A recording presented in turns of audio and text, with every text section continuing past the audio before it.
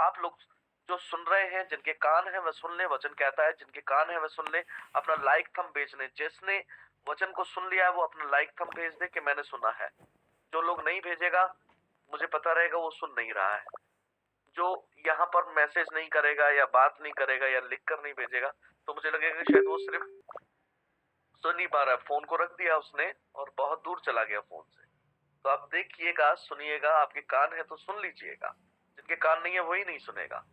तो मसीह मंडली को किस तरह संगठित किया गया है और कैसे हम लोग देख सकते हैं, यहोवा हर काम को कायदे से और व्यवस्थित ढंग से करता है। तो आज हम इन बातों को देखें कि पहला कुरिन्थियों में देखेंगे इस बात को कि पहला कुरिन्थियों में आपको क्या बताया गया है। पहला कुरिन्थियों 14 अध्याय उसका 33 वचन क्या कहता है। पहला कुरिन्थियों 14 अध्याय 33वां वचन, फिर से बोल रहा हूं, पहला कुरिन्थियों 14 अध्याय 33वां वचन। इसलिए कि परमेश्वर गड़बड़ी का नहीं बल्कि शांति का परमेश्वर है, जैसे पवित्र जनों की सारी मंडलियों में होता है। पवित्र जनों की सारी मंडलियों में होता है। मैं फिर से पढ़ रहा हूं, फिर से सीखेंगे। इसलिए कि परमेश्वर गड़बड़ी का नहीं बल्कि शांति का परमेश्वर है, जैसे पवित्र जनों की सारी मंडलियों में होता है। Praise the Lord. परमेश्वर इस वचन से आपको आशीष करे। तो जाहिर है कि उसके लोग भी व्यवस्थित तरीके से काम करेंगे। उसी मंडली को किस तरह व्यवस्थित किया गया है ताकि सारे काम कायदे से हों। हम कैसे मंडली के इंतजामों में सहयोग दे सकते हैं, आइए हम जानेंगे। तो इस बात को हम जानें कि कैसे हम मंडली के कार्यों को प्रयोग में ला सकते हैं, मंडियों के कार्य को कैसे हम प्रयोग में लाएंगे, कैसे हम करेंगे। लाइक और थंब भेजते रहिए, जिससे पता रहे कि आप सुन रहे हैं। हालेलुया। जिनके कान है वह सुन ले। हालेलुया। तो इस बात को आप अपनी मंडली के लिए क्या करना चाहेंगे, आप मंडली में क्या करेंगे, तो व्यवस्थित तरीके से आपका होश और गंभीरता जरूरी है मंडली में काम करने के लिए। तो आज इस बात को समझ लें इस वचन से कि पहला कुरिन्थियों 14 अध्याय उसका 33वां वचन कहता है, इसलिए कि परमेश्वर गड़बड़ी का नहीं बल्कि शांति का परमेश्वर है, जैसे पवित्र जनों की सारी मंडलियों में होता है। और पवित्र जनों की सारी मंडलियों में होता है। तो आज अपने आप को जान ले कि आप पवित्र है कि नहीं है। इस बात को आप जान ले कि आप कैसे करेंगे काम को। तो आज हम इन विषयों को जानेंगे कि परमेश्वर का वचन आज हमसे क्या कहता है। बाइबल में लिखा है कि मसीह मंडली का सिर है या मुखिया है। यीशु स्वर्ग से यहोवा के लोगों के काम की निगरानी करता है। कैसे उसने विश्वास योग्य और विद्वान दास को ठहराया है। यह दास अनुभवी प्राचीनों से बना एक छोटा सा समूह है, जिसे शासी निकाय भी किया जाता है। तो मैं आपको बताना चाहता हूँ, मत्ती की पुस्तक 24वें अध्याय में इस वचन को विषय में बताया गया है। तो असल में विश्वास योग्य और बुद्धिमान दास कौन है, जिसे उसके मालिक ने अपने घर के कर्मचारियों के ऊपर ठहराया है कि उन्हें सही वक्त पर खाना दे। सुखी होगा वह दास अगर उसका मालिक आने पर उसे ऐसा ही करता पाए। मैं तुमसे सच कहता हूँ, वह उसे अपनी सारी संपत्ति अधिकार दे देगा। आज आप अपनी अपनी मंडली के लिए गंभीर हो जाएंगे, आज आप गिरते हुए को उठाएंगे, तो मैं आपको बोलना चाहता हूँ सब कुछ संपत्ति आपको मिल जाएगी। हालेलुया। कितने लोग विश्वास करते हैं आज परमेश्वर के लिए आप काम करेंगे तो आपको सब कुछ मिल जाएगा। पास्टर डेविड के लिए काम नहीं करना है, मंडली के काम करना है। 24 आवर घर की कलीसिया के लिए काम करना है, वो उसके लिए काम करना है। अब आने वाले समय में कितने सारे प्रोग्राम्स आएंगे, कितने लाख लोग काम होंगे, कितने लोग उत्साह है कि हम लोग उसमें करेंगे। कैसे करेंगे, क्या प्लान आप कर रहे हैं, क्या आप सोच रहे हैं। आज आज डरा हुआ सहमा हुआ माहौल है, लोग नहीं समझ पा रहे हैं कि कैसे इसको करेंगे। तो आज हम व्यवस्थित बातों को करें और इन बातों को करें कि शासी निकाय दुनिया भर में अलग अलग मंडलियों को जरूरी निर्देश देता है, ठीक जैसे पहले सदी में यरूशलेम के प्रसिद्ध और प्राचीन करते थे। आज हम लोग सब प्राचीन हैं, प्राचीन है। तो प्रेरितों का काम 15 अध्याय उसका दूसरा वचन में इस बात को लिखा गया है। मगर जब इस बात पर पौलुस और बरनबास, जब प्रेरितों का काम 15:2 में हम पढ़ेंगे तो इस बात को जानेंगे। मगर जब इस बात पर पौलुस और बरनबास के साथ उनकी काफी बहस हुई और झगड़ा हुआ, तो इस सिलसिले में पौलुस और बरनबास के साथ ही कुछ और भाइयों को प्रेरितों और प्राचीनों के पास यरूशलेम भेजने का इंतजाम किया गया। तो मैं आपको बोलना चाहता हूँ, वाद विवाद हो सकते हैं, मगर परमेश्वर वहां पर क्या करेगा, एक निर्णय देगा। और शासी निकाय के ये भाई संगठन के मुखिया नहीं है, यह यहोवा उसके वचन से मार्गदर्शन लेते हैं और मंडली के मुखिया यीशु के अधीन रहते हैं। मंडली के मुखिया यीशु के अधीन रहते हैं, मसीह में होकर काम करते हैं। मंडली में प्राचीनों की क्या भूमिका है? कितने लोग यहाँ पर प्राचीन हैं? हालेलुया। और कितने लोग यहाँ प्रेरित हैं? इस बात को हमें जानने की जरूरत है।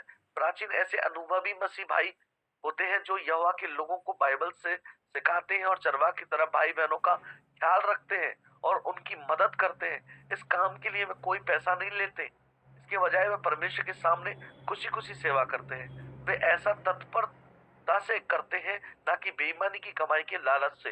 मैं आपको बताना चाहता हूँ मेरे अजीजों, आप जितने भी लोग हैं, आप प्राचीन होना चाहते हैं तो अपने आप को इस तरीके से बनाएं कि मुझे फ्री ऑफ कॉस्ट परमेश्वर के लिए काम करना है। आप अपने आप को प्राचीन बनाने के लिए, अपने आप को पवित्र परमेश्वर के साथ जोड़ने के लिए, अपने आप को बड़े कार्य के लिए कैसे चुनाव कर सकते हैं? अपने आप को प्राचीन बनाने के लिए अपने जीवन को परमेश्वर में सौंपे, अपने आप को सौंपे। तो पहला पत्रस 5 अध्याय उसका 1 से 2 में इस बात को लिखा है कि मंडली का काम करने में कुछ भाई प्राचीनों की मदद करते हैं। तो पहला पत्रस 5 अध्याय 1-2 जब हम पढ़ेंगे तो इस बात को जानेंगे। ठीक है, तो पहला पत्रस 5 अध्याय 1 से 2 और 5 तक हम पढ़ेंगे कि इसलिए जो तुम्हारे बीच प्राचीन है उनसे मेरी एक गुजारिश है, क्योंकि मैं भी उनकी तरह एक प्राचीन हूँ और मसीह की दुख तकलीफों का गवाह और उस महिमा का साझेदार हूँ जो प्रकट होने वाली। मैं गुजारिश करता हूँ कि तुम चरवाहों की तरह परमेश्वर के झुंड की देखभाल करो जो तुम्हें सौंपा गया है, और निगरानी करने करने वालों के नाते परमेश्वर के सामने खुशी खुशी सेवा करो, ना कि मजबूरी में। तुम तत्परता से सेवा करो, ना कि बेईमानी की कमाई के लालच से। कितनी अच्छी बात की गई है कि आप जिम्मेदारी से और ईमानदारी से क्या करें? परमेश्वर की देखभाल करें, परमेश्वर के कामों को करें। हालेलुया। मंडली का काम करने में कुछ भाई प्राचीन की मदद करते हैं। इन भाइयों को सहायक सेवक कहा जाता है। आज जो भी मेरे साथ में काम करता है वो सहायक सेवक है, प्राचीन है। आगे चलकर जब ये सहायक सेवक बाइबल में दी योग्यताओं को पूरा करते हैं तो इन्हें प्राचीन नियुक्त किया जाता है। तो आपको जगह जगह क्षेत्र में प्राचीन किया गया है। आप अपने क्षेत्र को, लगातार मैं बोलता हूं कि आपको हमेशा होश रहना चाहिए कि कैसे हम लोगों को बढ़ा सकते हैं। आज आप अपने परिवार को लेकर बैठे हैं, आपको लगता है वो नहीं बैठेंगे, ऐसा नहीं है। आप उनको इनवाइट करें। इनवाइट करने से लोग, दुश्मन भी आपके घर आ जाते हैं। इनवाइट करेंगे तो आपके घर, मैं आपको बोलना चाहता हूँ, न्योता, जब आप न्योता देंगे तो आपके घर में लोग दस्तक करेंगे। आमीन। आप आकर बोलेंगे उनको जिनको आप बुलाना चाहते हैं। अब आप हर एक ऐसे व्यक्ति को नहीं बुला लेंगे, कहीं ना कहीं उसके अंदर अच्छाई को देखेंगे कि उसके अंदर एक बैठने वाली, एक समझने वाली एक अच्छाई है। क्या मैं उसको परमेश्वर का संदेश बोलकर उसे बुलाऊं? तो आप उसके अंदर कुछ ना कुछ अच्छाई को देखेंगे। आपका पड़ोसी हो सकता है, आपका भाई हो सकता है, आपकी माँ हो सकती है, आपका पिता हो सकता है। तो उसको आप नियुक्त करें, उसे बुलाए।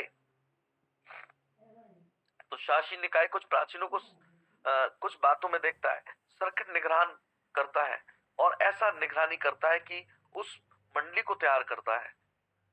अलग अलग मंडलियों का दौरा करते हैं ताकि मंडली के भाई बहनों को निर्देश दे सके और उनका हौसला बढ़ा सके। वह उन भाइयों को प्राचीन और सहायक सेवक नियुक्त कर सके जो बाइबल में दी योग्यताओं को पूरा करते हैं।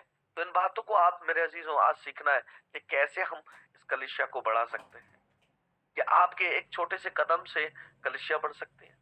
कितने लोगों का है ये वचन बोलकर मैं आगे पूछना चाहूंगा। ये बात भरोसे के लायक है। पहला तीमुथियुस 3 अध्याय 1 से 10 तक पढ़ेंगे।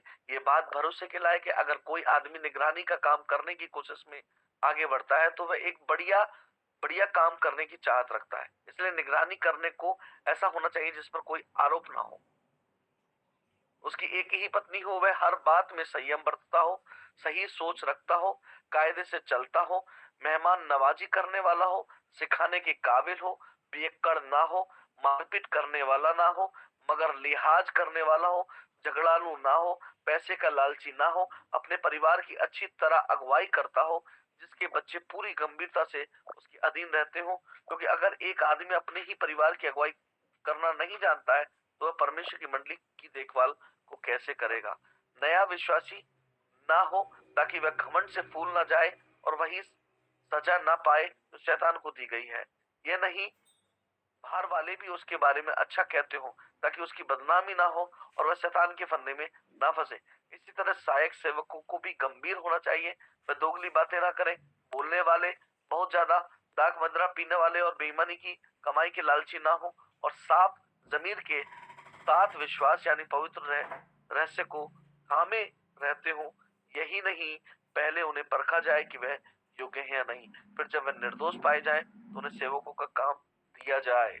हालेलुया। तो मेरे अजीजों, आप सब लोग पवित्र हैं। परमेश्वर ने आपको चुनाव किया है, आपके जीवन में अद्भुत काम किया है, तो आप उसको पूरा कर सकते हैं। आप अपने क्षेत्र में प्राचीनता का काम करें। हालेलुया। आप सब जानते हैं हम न्याय एक दूसरे का नहीं कर सकते, उस न्याय को सिर्फ परमेश्वर कर सकता है।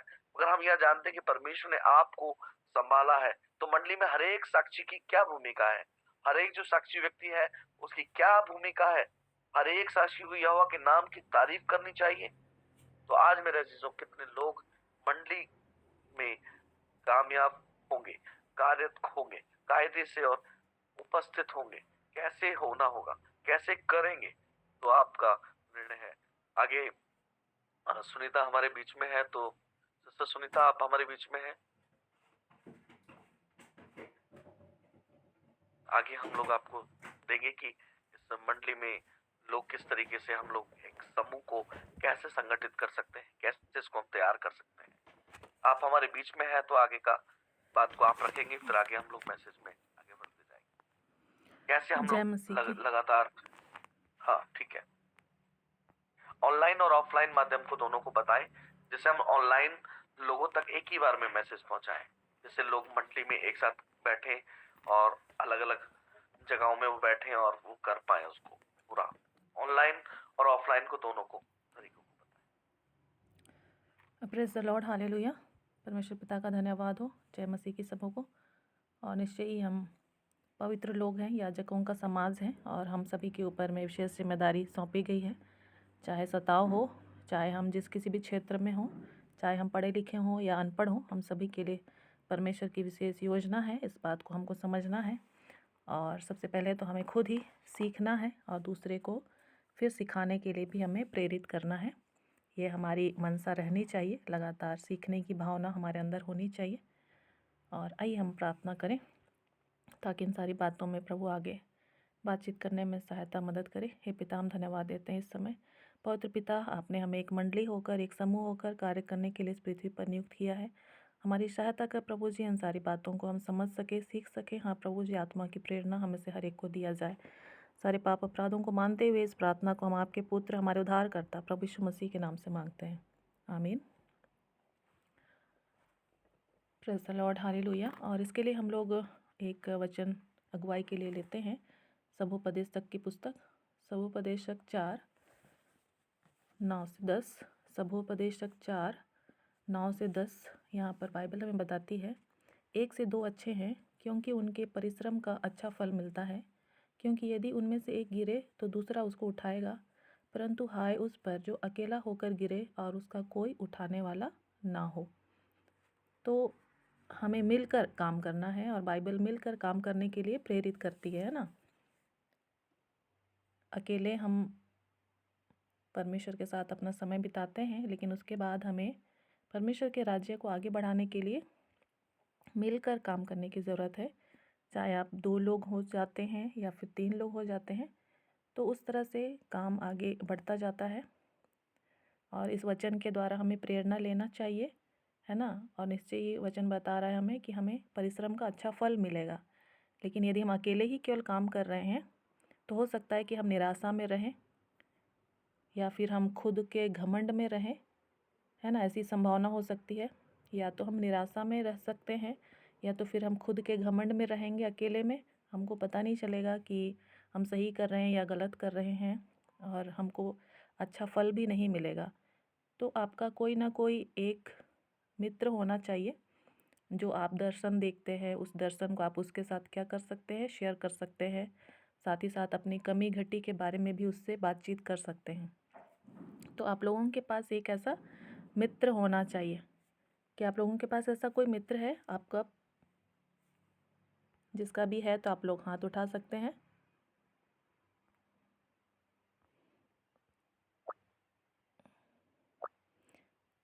जिसको आप अपने दर्शन के बारे में बता सकते हैं, साथ ही साथ जिसके साथ आप अपने कमी घटी के बारे में भी बात कर सकते हैं, है ना। तो हमारा हम परिवार में होते हैं, हमारा रिश्ते में हम होते हैं, पति पत्नी होते हैं, या फिर अ, माता बच्चे के साथ, या फिर पिता अपने बच्चे के साथ, या तो फिर दो मित्र हो सकते हैं, या तो फिर भाई भाई आपस में मित्रता हो सकते हैं, या फिर बहन बहन, या तो फिर भाई बहन भी, जैसा भी है।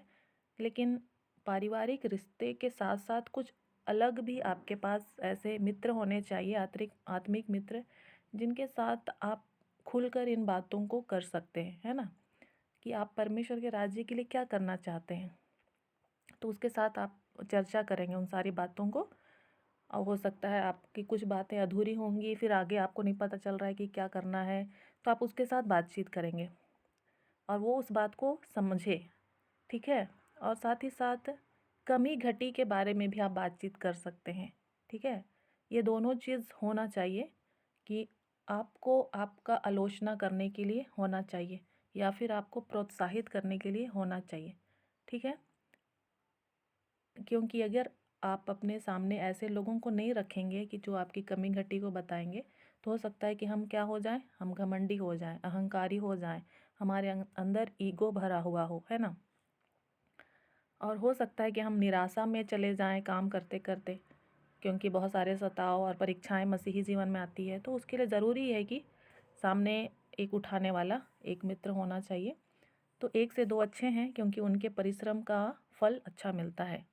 क्योंकि यदि उनमें से एक गिरे तो दूसरा उसको उठाएगा, परंतु हाय उस पर जो अकेला होकर गिरे और उसका कोई उठाने वाला ना हो। तो ये वचन केवल पति पत्नी के लिए नहीं है, है ना। हम मसीही जीवन में आगे बढ़ने के लिए दो लोगों के साथ साझेदारी के साथ आगे बढ़ सकते हैं, ठीक है।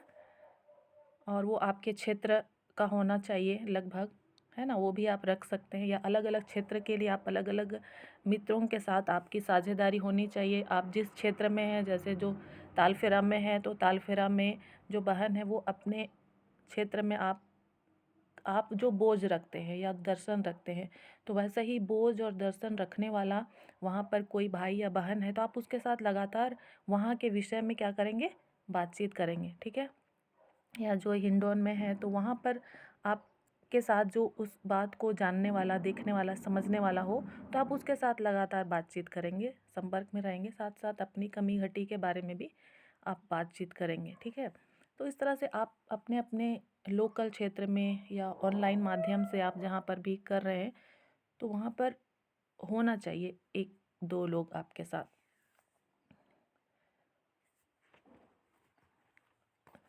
उसके बाद जब आपका वो क्षेत्र है जहाँ पर आपको बोझ है, तो उस क्षेत्र का लगातार आपको अवलोकन करते रहना है ना, विचार करते रहना है कि वहाँ पर क्या स्थिति है। और फिर निश्चय ही वहाँ पर संख्या 2 से 3 4 5 हो जाता है, तो उसको आपको अपने ज़रूर, मैं तो यही कहना चाहूँगी कि आप अपने कॉपी में लिखते जाएं सबके नाम को, है ना, और लिखते जाएं, देखते जाएं कि उनका क्या सिचुएशन है, क्या परिस्थिति है, कहाँ पर उनको दिक्कत है, और फिर उनको किस क्षेत्र में आगे उठाना है, बढ़ाना है। तो पहले तो आपका एक मित्र हो जाता है, फिर दूसरा आपके साथ और सारे लोग हो जाते हैं, ठीक है। फिर वहाँ के बच्चे हो जाते हैं, जवान हो जाते हैं, बड़े बुजुर्ग हो जाते हैं, तो उनके लिए क्या करने की ज़रूरत है। तो निश्चय ही है, जब हम उस तरह अपने क्षेत्र को देखते हैं, तो आत्मा हमें सिखाता है कि हम उनके साथ क्या कर सकते हैं, है ना। तो आप एक लिस्ट तैयार कर सकते हैं अपने क्षेत्र के लिए, और उनके लिए विचार करें, लगातार प्रार्थना करें, ठीक है। अगर कोई प्रार्थना करना नहीं जानता है, तो उसको प्रार्थना करना सिखाना है। कोई बाइबल पढ़ने नहीं जानता है, तो उसको बाइबल पढ़ने सिखाना है। किसी को अगर काम नहीं मिल रहा है, बेरोज़गार है, तो उसके लिए काम का, वो क्या काम कर सकता है, उसके बारे में विचार करना है। अगर कोई विश्वासी है, वो सताव से गुज़र रहा है, परिवार के बाकी लोग विश्वास में नहीं हैं, तो उस भाई के लिए या बहन के लिए आपको क्या करना है ना। तो जब आप सूची बनाते जाएंगे, तो वो जिस सिचुएशन से स्ट्रगल कर रहा है, जिस परिस्थिति से या समस्या से, तो वो आपके दिमाग में रहेगा, और आप नेक्स्ट टाइम फिर उसको देखेंगे तो उसी विषय पे उससे बातचीत कर सकेंगे, और उसको उसी क्षेत्र में आप सहायता कर सकेंगे। ठीक है, तो ये क्षेत्रीय रूप में आप अपने क्षेत्र में या अपने आस पड़ोस के लोगों के साथ ध्यान में रख सकते हैं। फिर सामूहिक रूप से सप्ताह में एक दिन ज़रूर उनके साथ मीटिंग करने का विचार बनाएं, चाहे ऑनलाइन या ऑफलाइन, सप्ताह में एक दिन, है ना। और उन्हें प्रोत्साहित करें और साथ ही साथ उस समूह को मजबूत करने के लिए मेहनत करने की ज़रूरत होगी और उसी दर्शन को वहाँ के उस समूह के लोगों को भी बताना होगा कि क्या दर्शन है, क्या करना है। और जब तक उनके सामने दर्शन नहीं होगा तो फिर वो ठंडे पड़ जाते हैं, है ना। तो इसके लिए ज़रूरी है कि उनके सामने बार बार दर्शन को रखा जाए। हाँ हाँ, बाबा ने खा दिया इसको।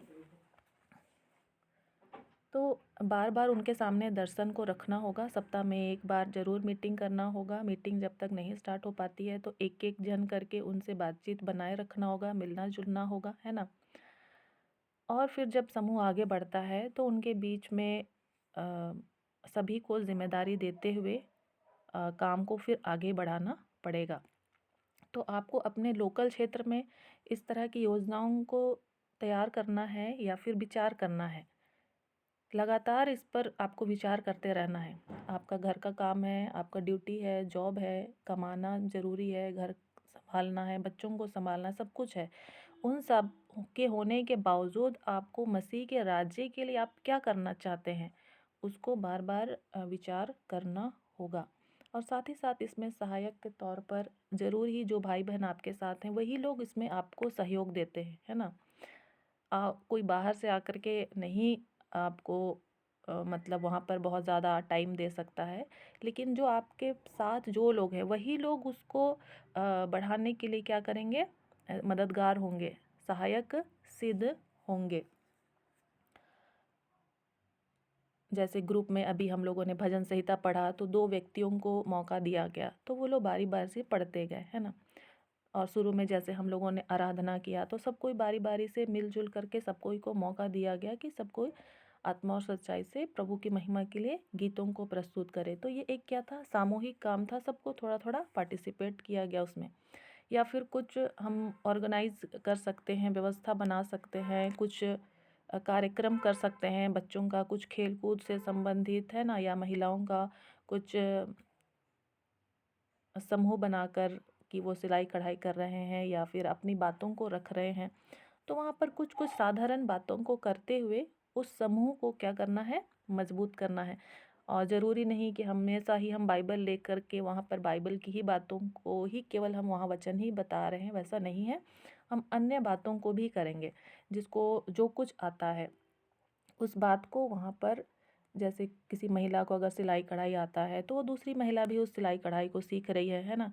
किसी को सफाई के विषय में आता है तो वो सफाई के विषय में बोल रही है।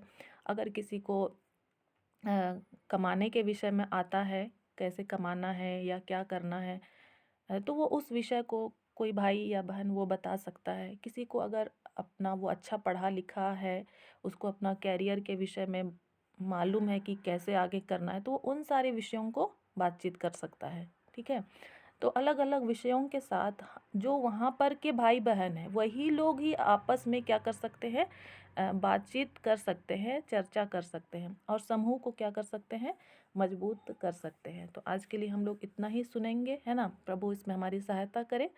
और हम सभी एक योद्धा है, मसीह के लहू से हम खरीदे गए हैं और वचन के साथ हम अपने आप को दृढ़ और मजबूत करें। साथ ही साथ हमारी जो व्यक्तिगत जिम्मेदारी है उसको हम कंफर्म करें, पहले निश्चित करें। हमको केवल पास्टर के ऊपर ही निर्भर नहीं रहना है, ना ही मेरे ऊपर ही आप निर्भर रहे या किसी और पर ही नहीं। हमें वचन पर निर्भर हो जाना है ना, प्रभु पर हमें निर्भर हो जाना है। और आपके आसपास जो लोग हैं उसको आपको देखना है कि इसके लिए परमेश्वर आपको इस्तेमाल करना चाह रहे हैं ना। वहाँ 1 लोग हो सकते हैं, 2 लोग हो सकते हैं, 10 लोग हो सकते हैं, पढ़े हो सकते हैं, अनपढ़ हो सकते हैं, बीमार हो सकते हैं, है ना। कई तरह के लोग भरे पड़े हैं। या मुख्य तौर पर जैसे हम कहेंगे तो अंधकार में खोए हुए लोग हैं, कुछ लोग गरीब हैं, कुछ लोग अज्ञान हैं, है ना? कुछ लोग बीमार हैं, ठीक है? और कई जगह भ्रष्ट अगुवे हैं। उससे उनको बाहर निकालना है कि उनका उस बंधन में वो लोग पड़े रहते हैं। तो उसको कैसे निकालेंगे? उसके बारे में विचार करना है, विचार करते ही रहना है ना? दिन रात सुबह शाम आपको इस विचार में लगे रहना है कि परमेश्वर के राज्य को उन तक कैसे पहुंचाया जाए, बातचीत के माध्यम से, सेवा के माध्यम से, है ना? जैसे भी। और इसको कैसे करना है? 2 लोगों के साथ मिल करके, 1 से भले 2। तो सबसे पहले आप जो बोझ रख रहे हैं, वो बोझ आपको स्पष्ट होना चाहिए कि आप क्या बोझ रख रहे हैं, है ना? उसके बाद फिर आपके जैसा बोझ या दर्शन रखने वाला दूसरा व्यक्ति कौन है, उसको आपको ढूँढना है अपने क्षेत्र में। जैसे हम लोग सभोपदेशक में सुने, 1 से भले 2 हैं, क्योंकि उनके परिश्रम का फल अच्छा होता है। तो फिर 2 लोगों के साथ आप मिल कर के उस बात पर विचार कर रहे हैं, आपस में एक-दूसरे की बातों को कर रहे हैं, कमी-घटी के विषय बातचीत कर रहे हैं, है ना? खुद के बारे में आप दूसरे के साथ बातचीत कीजिए कि मुझ में क्या कमी है, मैं सही सोच रहा हूँ या नहीं सोच रहा हूँ, है ना? दूसरे जो अगला जो व्यक्ति है उसके साथ आप डिस्कस करें और उसको वो भी अपने बारे में उस बात के लिए तैयार रहे कि हाँ, मैं ये सही हो रहा है या गलत हो रहा है, ठीक है? एक-दूसरे के साथ हमको बातचीत करना ज़रूरी है। तो ये सबके साथ आप नहीं कर सकते हैं, आप कुछ 1-2 लोगों के साथ ही कर सकते हैं, है ना? सबके साथ आपको करने की ज़रूरत नहीं है।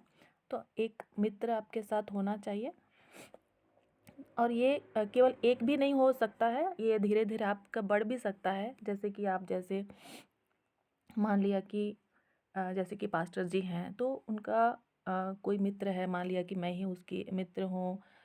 ऑनलाइन के माध्यम से हम कैसे सेवकाई को आगे बढ़ाएँ, तो हम लोग बातचीत करते रहते हैं, है ना? तो उसी तरह से जैसे वो तालफरे के बारे बोल रहे हैं, तो वहाँ की जो सिस्टर है सविता, तो उस क्षेत्र के बारे में मुझे नहीं मालूम है ना?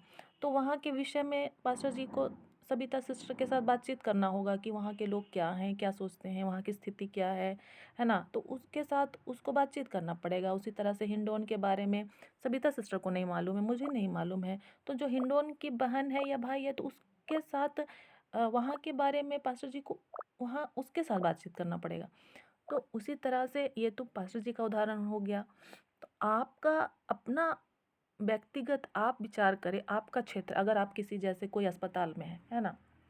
तो वहाँ पर वो किसके साथ वो बातचीत कर रहा है कि वहाँ उस क्षेत्र को अ, जो भी 2-3 लोग हैं तो उसके साथ मजबूत किया जाए, या फिर आप किसी बाज़ार में गए हैं तो वहाँ पर बाज़ार के क्षेत्र में कौन-सा ऐसा भाई है जो वहाँ पर रहता है या वहाँ पर उसको जानकारी है, या फिर आप किसी बस स्टैंड में गए हैं, वहाँ पर कौन-सा ऐसा व्यक्ति है, क्या कोई ऐसा वहाँ भाई या बहन है ना? तो इस तरह से हर एक जगह या क्षेत्र के लिए अलग-अलग लोगों को आपको क्या करना है, साझेदारी करना है, जो कि आपके बोझ को समझ रहे हैं और उसके बोझ को आप भी समझ रहे हैं। तो आप लोग क्या हो गए, 2 मित्र हो गए उस क्षेत्र विशेष के लिए, ठीक है?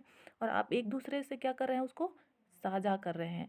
अपनी कमी-घटी को भी आप साझा कर रहे हैं, ये ज़रूरी है। लगातार आपको सीखना है, सीखने की भावना को लगातार अंत समय तक बनाए रखना है। अगर सीखने की भावना को आप छोड़ देते हैं, तो फिर आप आगे नहीं बढ़ सकते, है ना? और आपको तैयार रहना है कि आपकी गलती को सामने वाला बताए, है ना? चाहे आपको कितना बुरा लगे तो भी आपको इसके लिए तैयार रहना है कि आपकी गलती को सामने वाला बोले, और उस आपको सामने वाले को ये खुला छूट देना है कि वो गलती को बोले, तभी तो आप जान पाएँगे, है ना? हो सकता है उस समय बुरा लग रहा है, भला लग रहा है, लेकिन बातें होनी चाहिए। जैसे अगर हम अपने भारत देश को ही देखते हैं, वहाँ पर क्या है, संसद भवन होता है ना? तो वहाँ पर पक्ष विपक्ष दोनों बातचीत करते हैं कि ये कार्यक्रम हमारे देश के लिए सही है या नहीं है। तो उसमें पक्ष बोलने वाले भी हैं, विपक्ष बोलने वाले भी। अगर वो नहीं बोलेंगे तो फिर उसके बारे में सारी बातें बाहर निकल कर नहीं आएँगी और एक ही पक्ष जो है अपनी बातों को बस करता चला जाएगा, करता चला जाएगा। तो वो सही सिद्धांत या सही तरीका नहीं हुआ। बाइबल बताती है, चाहे आप बाहर इसे भी पढ़ेंगे, कि 2 लोगों के परिश्रम का फल अच्छा मिलता है। तो अगर जो संसद है, वहाँ पर भी अगर पक्ष और विपक्ष के लोग दोनों ही उस बात के लिए या उस योजना को लागू करने के लिए खुलकर जब बातचीत करते हैं, उसमें चर्चा करते हैं कि हाँ, ये इसमें सही है, यह गलत है, तब फिर वो कार्यक्रम जब आगे देश में लागू किया जाता है तो वो सही होता है ना? या ज़्यादा वो फलवंत होता है। तो उसी तरह से जब हम मसीही राज्य के लिए काम करना चाह रहे हैं, तो आप सामने वाले व्यक्ति के साथ उस क्षेत्र विशेष के लिए कुछ बोझ के साथ जब तक खुलकर चर्चा नहीं करेंगे, बातचीत नहीं करेंगे, जब तक कमी घटी के विषय में, खुद की कमी घटी के विषय में, साथ ही साथ सामने वाले की कमी घटी के बारे में भी अधिकार के साथ बोलने और सुनने के लिए तैयार नहीं रहेंगे, है ना? तो फिर काम आगे नहीं बढ़ पाएगा, ठीक है?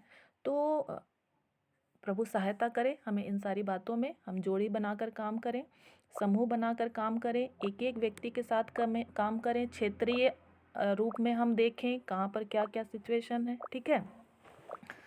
और निश्चय ही हमें नए लोगों के साथ धीरज के साथ काम करना है। जो नए लोग हैं तो उनको नए तरह से ही इस्तेमाल करना है, क्योंकि अभी वो सीख रहे हैं, है ना? जो पुराने हो गए हैं, 2 साल हो गया है, 5 साल हो गया है, 10 साल हो गया है, ठीक है?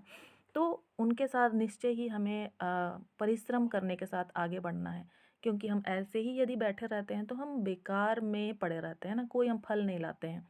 तो उसके लिए हमको परिश्रम करने की ज़रूरत होती है, ठीक है? तो आइए हम प्रभु को धन्यवाद दें इन सारी बातों के लिए।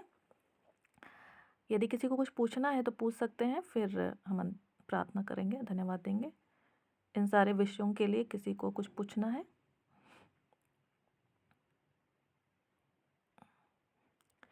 ठीक है, हाँ, कोई जैसे मैं पूछना चाहता हूँ हाँ, हाँ। मैं पूछना चाहता हूँ हुँ।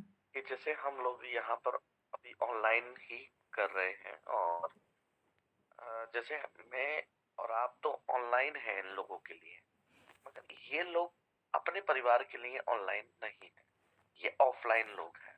तो जैसे आपने बताया, तो मैं बोलना चाहूंगा कि सबसे पहले अपने घर में स्टार्ट कर, यही बात को अपने घर में स्टार्ट कर। घर में मतलब एक माता पिता के साथ, भाई बहन के साथ, चाचा ताऊ के साथ, परिवार में स्टार्ट करें और उसको एक मंडली रूप में करा, एक एक अलग अलग, जैसे एक घर में ये बैठे हुए हैं, जैसे हम लोग संडे में हम यहाँ बैठे हुए हैं, तो मेरा संडे विशेष बात है कि जैसे आज संडे है या शाम को 8 बजे हम लोग बैठते हैं। तो जब आप ऑनलाइन या ऑफलाइन बैठते हैं, तो आप ऑनलाइन भी अपने परिवार के साथ क्यों नहीं बैठ सकते?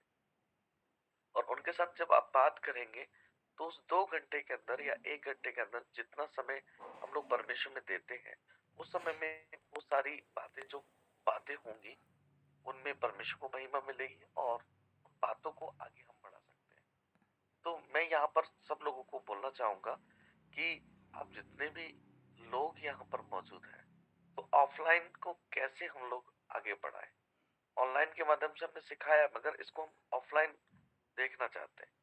जैसे जो लोग ऑफलाइन हैं, ऑफलाइन समझ रहे हैं कि जैसे अपने घर परिवार में बैठे, तो जैसे आपने जो सिखाया कि बाहर के लोगों को, या कोई बाहर है आपका मित्र है, मगर शुरुआत हम अपने घर से करें। तो मैं ये बोलना चाहूँगा, मेरा सवाल है। हाँ, थैंक यू। और निश्चय ही घर से ही शुरुआत होती है, लेकिन सभी के घर की स्थिति अलग-अलग होती है। तो अगर सारे के सारे लोग विश्वासी हैं, या 2 लोग या 3 लोग परिवार में विश्वासी हैं, तो निश्चय ही हमें बैठना चाहिए परिवार में। चाहे आप एक टाइम शुरू करें, सुबह शुरू करें या शाम शुरू करें या दोपहर शुरू करें, तो साथ में बैठ कर के भजन संहिता पढ़ें, गीत गाएं, है ना? छोटा समय से शुरुआत करें, 15 मिनट से शुरुआत करें, कि अगर सामने वाला नहीं चाहता है बैठना, तो 15 मिनट शुरू करें, एक ही गीत गाएं, भजन संहिता ही पढ़ें और प्रार्थना करें और ख़त्म कर दें। फिर अगला दिन फिर 15 मिनट ही बैठें, मतलब ये रेगुलर होना चाहिए। या फिर हर डेली अभी नहीं भी शुरू हो रहा है, तो आप सप्ताह में कम से कम 1 दिन, उसके बाद फिर 2 दिन, फिर 3 दिन, ऐसे करें। शुरुआत में तो ऐसा ही करना पड़ेगा, अगर परिवार में 2-3 लोग विश्वास में हैं तो। अगर परिवार में विश्वास में नहीं है, तो अकेले ही आपको पहले मेहनत करना पड़ेगा कि आप व्यक्तिगत रीति से खुद ही बैठें और सीखें। उसके बाद फिर जो भी परिवार में और 2-3 लोगों को आप सुनाते हैं या वो सुनना चाहते हैं, कोई परिवार में होता है कि वचन नहीं सुनना चाहता है, लेकिन उसको मसीही गीत सुनना अच्छा लगता है, तो आप मसीही गीत का सहायता लें, कि आप मसीही गीत का सहभागिता करें उसके साथ। अगर कोई वचन सुनना चाहता है कहानी के माध्यम से, तो आप कहानी बताएं, बहुत सारे हैं कहानी, आप परिवार में बता सकते हैं। मतलब परिवार के लोग जब विश्वासी नहीं हैं तब आपके सामने चुनौती है, और निश्चय ही आपको व्यक्तिगत रीति से तो गंभीर होना है, प्रभु के साथ अपना समय बहुत गंभीरता से बिताना है। उसके बाद अगर परिवार में सारे विश्वास में हैं और आप माता पिता हैं, तो आपके लिए ये बहुत ज़रूरी है कि आप प्रतिदिन आपको बच्चों के साथ या परिवार के सारे लोगों के साथ बैठना ही बैठना है। चाहे उनको मन कर रहा है चाहे नहीं मन कर रहा है, आप एक मुखिया होकर इसको आपको लागू करना है अपने परिवार में। और जैसे कि 8 बजे की हमारी मीटिंग होती है, तो फिर वही टाइम भी रहता है कि हम परिवार के साथ भी समय बिताते हैं। तो आप जैसा भी है, आप यदि परिवार के साथ मीटिंग में बैठ पा रहे हैं तो अच्छी बात है, नहीं बैठ पा रहे हैं मीटिंग में तो आपको उसके साथ अलग से भी बैठना है। और मीटिंग में बैठने के बाद आप आधा घंटा फिर से अपना केवल पारिवारिक रूप से कर लें, या 15 मिनट पारिवारिक रूप से। मीटिंग जब ख़त्म होता है तो चलो हम लोग सब एक छोटी प्रार्थना कर लेते हैं, बोलेंगे, मतलब ऑनलाइन तो आप कर ही रहे हैं, तो उस तरह से। और अगर जो पति पत्नी हैं तो पति पत्नी आपस में मिल कर के प्रार्थना करें, अलग से उनको ज़रूर 5-10 मिनट समय देना चाहिए। एक दूसरे का हाथ पकड़ के आप ज़रूर प्रार्थना करें। यदि बच्चे हैं तो आप बच्चों के ऊपर हाथ रख कर प्रार्थना करें, या उनको पकड़ कर आप प्रार्थना करें। जो बच्चे अभी छोटे हैं तो उनके साथ आप प्रार्थना करें। और इस तरह से ऑफलाइन को धीरे धीरे बढ़ाएं, और आने वाले फिर सप्ताह में हम लोग सीखेंगे। एक बार तो सारे कुछ नहीं हो सकता है। और फिर सैटरडे ठीक को है, हम लोग मेरा एक और बच्चों सवाल। हाँ, बच्चों की मीटिंग रहते हैं तो उसमें आप ज़रूर पार्टिसिपेट करें। और जैसे ऑनलाइन भी करते हैं, आप समूह के साथ बैठे हैं तो वहाँ पर ये होना चाहिए कि मेरा परिवार कुछ पार्टिसिपेट करे, है ना। जैसे कि गीतों के द्वारा कोई किया तो कोई भजन संहिता को पढ़ा, तो उसमें आप भागीदारी करें। ये नहीं कि बस सुन रहे हैं और सुन रहे हैं, है ना। हाँ ठीक है, बोलिए। हाँ, मेरा एक और सवाल था। सवाल से पहले मुझे अभी एकदम से याद आया कि जैसे राहुल भाई अपने बच्चों के साथ गीत गाते हैं, आराधना कर रहे हैं या भजन संहिता पढ़ रहे हैं, तो राहुल भाई अच्छे से कर रहे हैं। अब ये मैं देख रहा हूँ राहुल भाई अपने बच्चों को आगे बढ़ा रहे हैं, और ये उनके लिए बड़ा अच्छा काम है, और ये पूरी मंडली के लिए बहुत अच्छा है। यही आने वाले समय में बढ़ जाएगा। तो हम यहाँ पर राहुल भाई से सीख सकते हैं। वो डेली शाम को अपने बच्चों के साथ आराधना प्रार्थना करते हैं, अपनी पत्नी के साथ करते हैं। ये अच्छा बात है।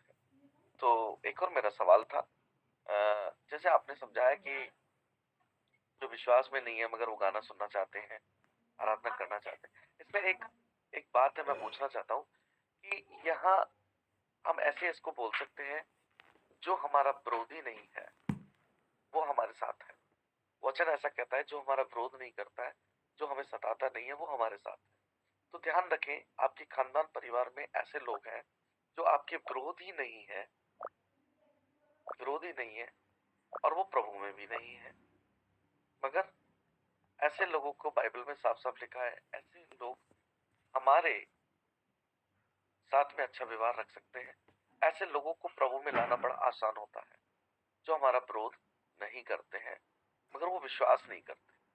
और ऐसे लोगों को मैं आपको बोलना चाहता हूँ, ऐसे लोग शांति पुत्र, शांति पुरुष कहलाते हैं।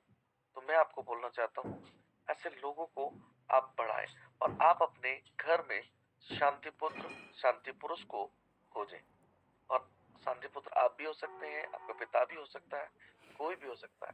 तो जो आपको बैठने के लिए घर दे दे, आपके बैठने के लिए कोई चौपारा दे दे, आपके लिए वो सहयोग करे, वो शांति पुत्र है, और जो आपका विरोध नहीं करता। तो मेरा जो सवाल है, क्या आप इसी बात को बोलना चाह रहे हैं यहाँ? हाँ, ये भी बात है कि जो हमारे विरोध में नहीं है तो वो हमारी ओर ही है, प्रभु यीशु मसीह कहते हैं। तो वचनों से हम प्रेरणा ले सकते हैं। हमारा उद्देश्य सही होना चाहिए, स्पष्ट होना चाहिए कि हमको काम करना है। या तो हम परिवार के अंदर काम कर रहे हैं, या परिवार से बाहर काम कर रहे हैं, या जहाँ पर भी हम प्रभु के राज्य को बढ़ाने के लिए काम कर रहे हैं। अगर परिवार के अंदर भी काम कर रहे हैं तो हमको अपने साथ करने के लिए और एक व्यक्ति की आवश्यकता होगी, है ना। जो हमने जैसे सुना कि 1 से 2 भले हैं। तो परिवार में हो सकता है कि एक पिता अपनी बेटी के साथ उस काम को आगे बढ़ाने के लिए बोझ रखता होगा, या फिर एक पत्नी अपने पति के साथ मिल करके या जो भी है, तो एक के साथ वहाँ 2 मिलेंगे, फिर 3 मिलेंगे, फिर 4 मिलेंगे। उसी तरह से बाहर के क्षेत्र में भी एक के बाद 2, 3 जो भी है, तो फिर हमको इस तरह से काम करते जाना है। तरीका आप कोई भी चूज़ कर सकते हैं, आप कोई भी होगा, जैसे कि हमने गीतों का बोला या फिर कुछ पकाना, चुकाना, सिलाई, कढ़ाई, पढ़ाई, लिखाई, कुछ से वो बातचीत स्टार्ट करने के लिए या समूह के साथ आप बैठ सकें, है ना, उसके लिए उनको ला सकें। उस तरह से कोई भी तरीका आप अपना सकते हैं। और कुछ बोलना है? ठीक है, हमारा समाप्ति का समय आ चुका है और मैं बोलना चाहूँगा, जितने भी लोग हैं, आप अपने परिवार का एक लिस्ट बनाएं। मैं सबके लिए बोल रहा हूँ, यहाँ एक ही बात में समझ लिया जाए कि आप अपने परिवार का लिस्ट बनाएं। जो लोग विश्वास में हैं, जो लोग कम विश्वास करते हैं, उनका नाम लिखिए। जो लोग पूरा विश्वास करते हैं, उनका नाम लिखिए। जो प्रभु में मजबूत है, उनका नाम लिखिए।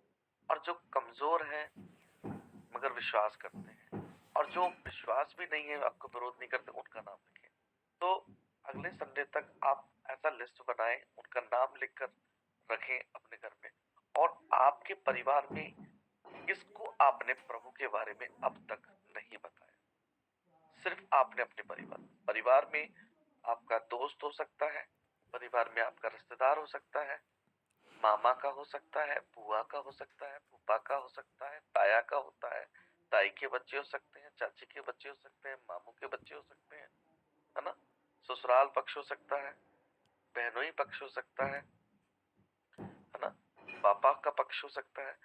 इसमें आपके किस परिवार को आपने प्रभु के बारे में नहीं बताया है और वो आपके विरोध में है या नहीं, उनका भी नाम लिखिए उसी तरीके से, विरोधी और ऐसे। तो हम इन लोगों के लिए अगले बार प्रार्थना में रखेंगे कि इनके लिए सिर्फ हम 10 मिनट प्रार्थना करेंगे इन लोगों के लिए। तो हम लोग इस बढ़ोतरी को आगे करेंगे। क्या मेरी राय ठीक है? हाँ, ठीक है।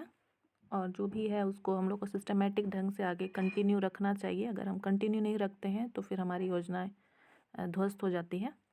और मैं थोड़ा सा व्यस्त हो रही हूँ, इसीलिए मैं भी क्षमा चाहूँगी। प्रभु सबको आशीष दे। Thank you. ठीक है, एक छोटा गीत गाएंगे और ऑफरिंग लेंगे, ठीक है। और वो मैं ही गाऊंगा, आज मैं ही मौका ले लूंगा। आपने धन्यवाद, हालेलुया, प्रभु के नाम की स्तुति हो आज के मैसेज के लिए, आज की प्रार्थना आराधना के लिए, आज की वचन संहिता के लिए, एक जन के लिए, गीत गाने वाले लोगों के लिए, बहन और भाइयों के लिए। और मजबूती से हम लोगों को चलाएं आगे। और इसमें बहुत सारे जगहों से लोग हैं, परमेश्वर ने आशीष दी। शुक्र और धन्यवाद करते हैं, धन्यवाद करते हैं प्रभु आशीष का। हालेलुया, धन्यवाद। धन्यवाद के साथ स्तुति गाऊंगा, है यीशु मेरे खुदा, उपकार तेरे हैं बेशुमार, कोटि कोटि स्तुति धन्यवाद। ये गीत हमें धन्यवाद के विषय में कहता है। और धन्यवाद के साथ आप ऑफरिंग अपने डब्बों में कलेक्ट करते जाएं। आप एक अपना डब्बा रख लें, छोटा स्थान में आप ऐसा चीज रखें जिसमें आप दान को रख सकें। और दान खुशी और आनंद के साथ दिया जाए, हर्ष से दिया जाए, कोई भी कुड़कुड़ा कर दान ना दे। और दान इकट्ठा करे, वो दान एकत्रित करेगा। दान और दशवांश आपका उस डब्बे में रहे और धन्यवाद के साथ में दान डालते रहे। धन्यवाद के साथ स्तुति गाऊंगा, ऐ यीशु में उपकार तेरे हैं बेशुमार, कोटि कोटि स्तुति धन्यवाद। धन्यवाद के साथ स्तुति गाऊंगा, हे यीशु मेरे खुदा,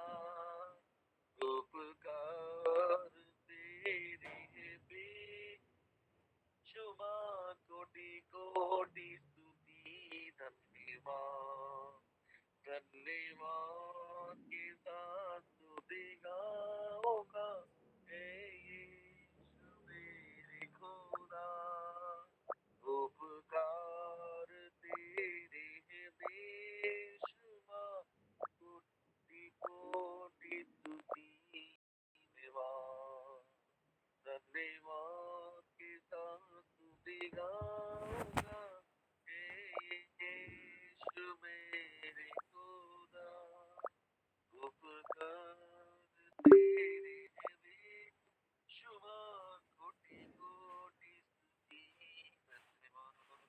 प्रभु के नाम की स्तुति हो। दान को कलेक्ट होने के लिए परमेश्वर का धन्यवाद हो। दान ऑनलाइन भी आ गया और ऑफलाइन भी आप लोग एकत्रित कर लिए। जो लोग ऑनलाइन भेज रहे हैं ऑनलाइन भेजिए, और जो ऑफलाइन अपने पास रखे हैं वो और रखिए, और हिला हिला कर दबा दबा कर दीजिए, और आने वाले समय परमेश्वर के साथ पिता प्रभु जी दान को तेरे हाथ में देते हैं। पिता अनुग्रहकारी परमेश्वर,